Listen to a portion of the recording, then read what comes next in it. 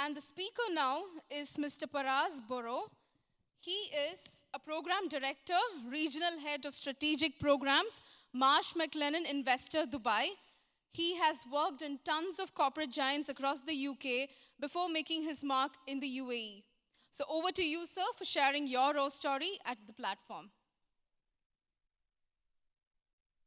Hi, everyone. I'm Paris, obviously. In terms of my background, so I just wanted to share my background a little bit and maybe some learnings that I've had along the way as well, especially around resilience. So as you can probably tell, I'm actually born in London in the UK. And I guess resilience started quite early for me. So I actually moved to India when I was a teenager. So my parents wanted me to have a bit of a grounding, understand my roots a little bit. So we actually moved to Gujarat in India. This is way before the internet, or certainly when the internet was starting. As you can imagine, resilience had to really sort of come out from me because, leaving, your friends, your family, and frankly, all your culture. I loved hip-hop music, I loved football, all that sort of stuff, and it was very sort of different moving to India. But what it did do was give me a fantastic grounding, a really good perception of what life was like around the world, and really sort of opened my horizons. And I think that was something that's really sort of stuck with me and my younger brother, thanks to doing that. I come from a pretty privileged background, to be honest. My parents are both doctors. My mum sort of gave up her career to look after myself and my younger brother. And my dad is a very accomplished medical professional and practiced from Harley Street in London in the UK, so, very well renowned. But I quickly realized, medicine wasn't really for me. And I, was a bit of a geek when I was younger and started, doing a bit of programming, and technology was something that really appealed to me. So I started my career in London. So I moved back to London after my studies of high school. But I quickly wanted to do something a little bit different. And the key thing that I did different was I started working full-time at 18 years old. I decided, you know what, I want to get stuck in and really sort of learn from experience.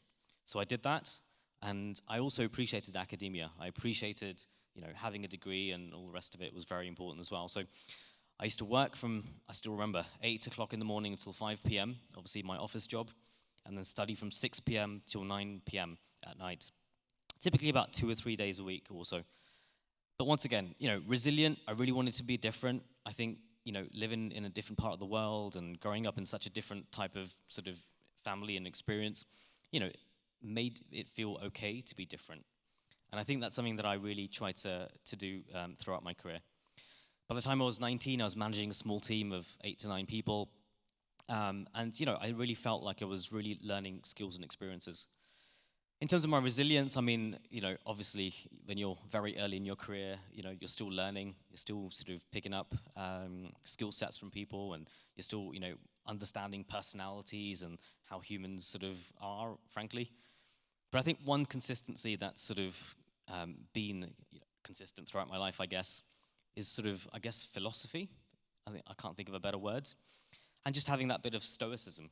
In everything I do, I'm a very philosophical person. At the end of the day, who are we in this sort of cosmic time and cosmic space? So therefore, it doesn't really matter. However, if you're excellent, I think you should be excellent. I think the analogy I like to give is, and I give this to my team members at the moment, is I'd be like a sports player. Like when I'm on the football pitch, and I love football, I want to score the most amount of goals. I want to be amazing. I want to be a beast in the corporate world.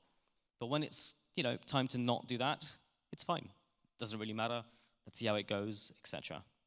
So I started my career in London, primarily doing a lot of sort of strategy, business strategy, program management, this sort of stuff.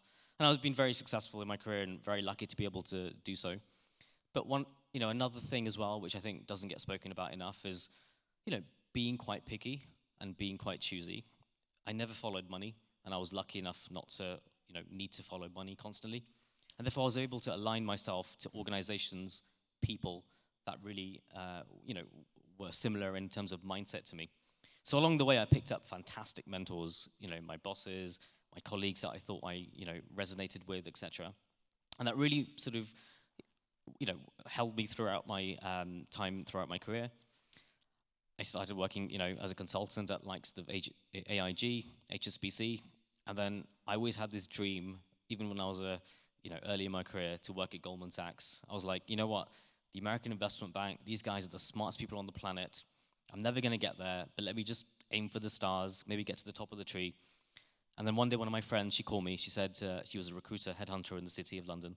She said, listen, Paris, people are offering you roles left, right, and center and, wanting to interview you, and people are following my career, and, what's going to make you move? I said, listen, Goldman Sachs will make me move.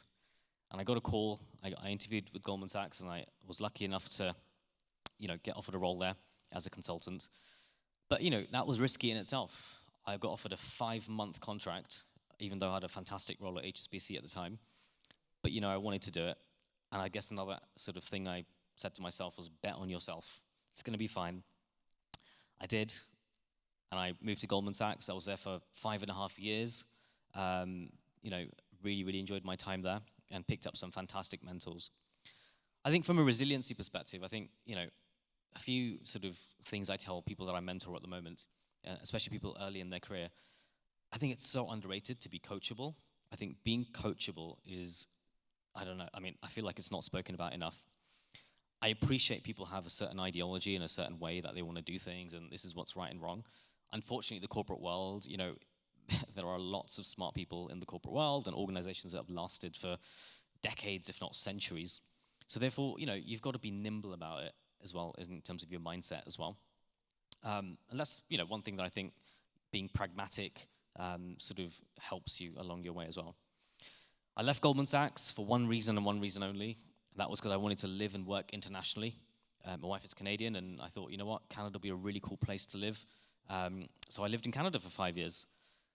Once again, a massive risk, something that, people thought I was crazy at the time, leaving my extremely successful role at Goldman's. But, once you take a calculated gamble, I think it's something that you should totally stick by and, do as well. So I had an incredible time in Toronto, in Canada. So now I'm British and Canadian, and I think the joke is I'm more Canadian than my wife, and my wife is more British than me, despite being the opposite. And for me, I always like to look at the macro picture as well. So for me, I'm so fortunate and so happy to be in Dubai. I've been here for about a year or so, working at Marsh MacLennan at the moment as a regional head.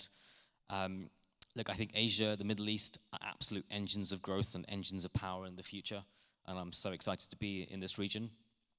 Another thing as well, which I love about Dubai, is frankly just the social element of it. I think, fantastic events like this happen.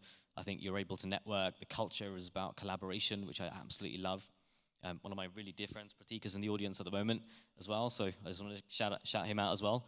But no, I think, aligning yourself to fantastic mentors and having a pragmatic approach to life, I think is very, very important. At the end of the day, how long are we here on the planet for, really? Not very long if you think about it. And sometimes I feel a bit sorry for people that are so pursuant of big goals and big dreams, and maybe I say this from a position of privilege, I suppose. But as long as you can sleep well at night and you're doing what you're happy doing, I think that's something that you should really sort of cherish and aim for. The final thing I'll say, I think, is something that I tell some people that I mentor. When you're sort of in your 20s, always say yes. The reason why my career was semi-successful has been I was always saying yes at 20 years old. I was always this enthusiastic kid that wanted to get involved in all types of projects and learn and be receptive. Because if you do that in your 20s, then you can start saying no up from your 30s onwards.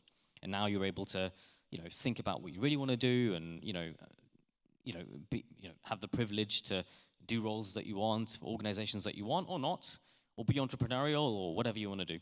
I think if you sort of cruise through your life in the initial stages, then you're unfortunately going to be sort of stuck in that process for the rest of your career, in my honest opinion.